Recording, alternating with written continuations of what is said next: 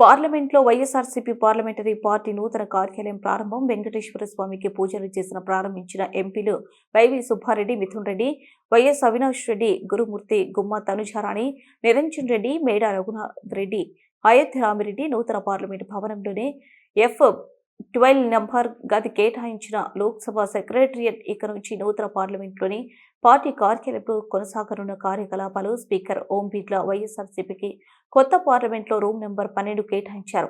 ఈ రోజు కొత్త పార్లమెంట్ వైఎస్ఆర్సీపీ పార్టీ కార్యాలయాన్ని పార్టీ నేతలు సుబ్బారెడ్డి పూజలు చేసి ప్రారంభించారు. పార్లమెంట్లో వైఎస్ఆర్సీపీ కార్యకర్తలు ఇక్కడి నుంచి కొనసాగిస్తాం.